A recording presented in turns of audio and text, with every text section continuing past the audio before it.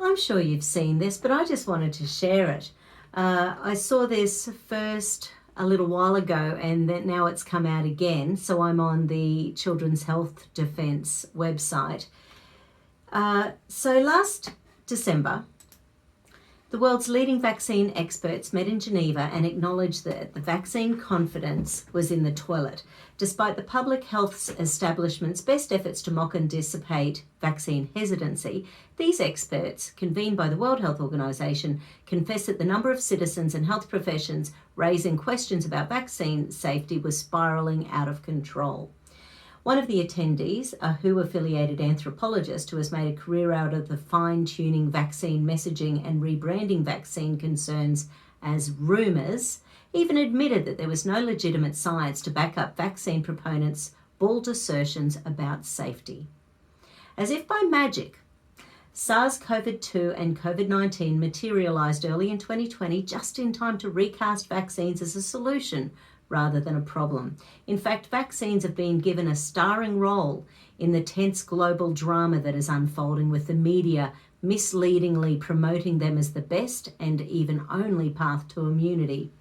Frustratingly for the vaccine pushers, this daily barrage of propaganda has not only failed to achieve its intended effect, but is trending in the wrong direction. In the most recent poll, 2 out of every 5 Americans indicated that they do not intend to get a COVID-19 vaccine, and the percentage voicing interest in a vaccine displayed a 10% drop since May. The same thing's happening here in Australia. We have a 95% vaccination rate for children. The only children who aren't vaccinated are those who move to the country. They're wealthy enough, they're able to live a life of either frugality or not needing government assistance and support.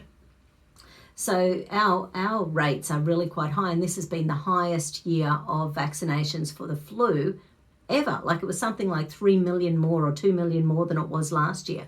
So, people love vaccines in Australia. Stumped by this recalcitrance, behavioural scientists have decided to take the persuasion game in hand, availing themselves of the bonanza of research dollars all of a sudden on offer from anything that's COVID-19 related. On 8th of July, Yale University quietly completed a randomized controlled trial assessing the impact of persuasive messages for COVID-19 vaccine uptake. And in late August, Vanderbilt University issued a press release summarizing results from a similar study. The same type of studies are also being conducted to determine how best to convince people to socially isolate themselves, socially distance, and wear masks. Both Yale and Vanderbilt happen to be hosting clinical trials for COVID-19 vaccines, and both institutions' persuasion studies operate from the insulting premise that individuals making independent vaccine choices are cowardly, selfish, and unscientific. Equally insultingly, the university researchers appear to believe that the ignorant masses can be manipulated into a different way of thinking if exposed to the proper message. In addition, the survey measured social judgment of those who do not vaccinate, defined as the trustworthiness, selfishness, likableness, and competence of those who choose not to get vaccinated after a vaccine becomes available. About 3 months ago, I started seeing in Australian media reporters who are obviously 100% pro-vaccine coming out and saying they need to create rules where you cannot enter a restaurant, you cannot enter public transport, you cannot travel, you cannot go to school. So it's one of these things that, once again, this is a really polarizing thing. Now, COVID-19 is just an excuse for mandating a vaccine. They've never mandated vaccines for adults before. It's an experimental RNA vaccine, and I think that's the thing that's making the news, that's turning people off vaccines. People love vaccines in general. They love the simplicity of it. They love the belief that it works. They love to feel safe and secure.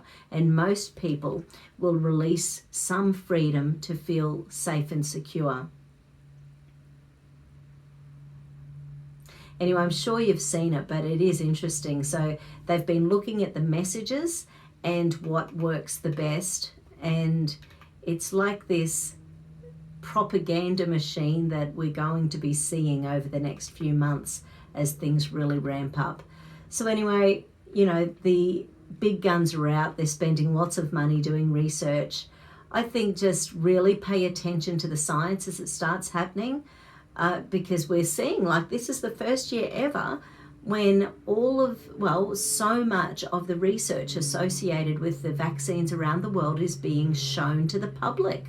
So it's quite, like, I'm finding it from a science perspective, it's a fascinating year.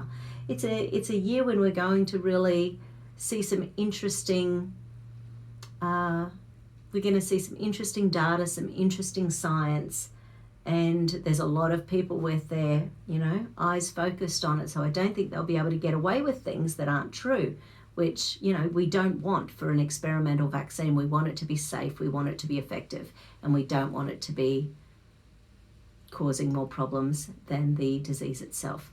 Anyway, I just thought I'm sure you've seen it, but so this is on the Children's Health Defence website and dated the 3rd of September 2019. Thought I'd share. See you later.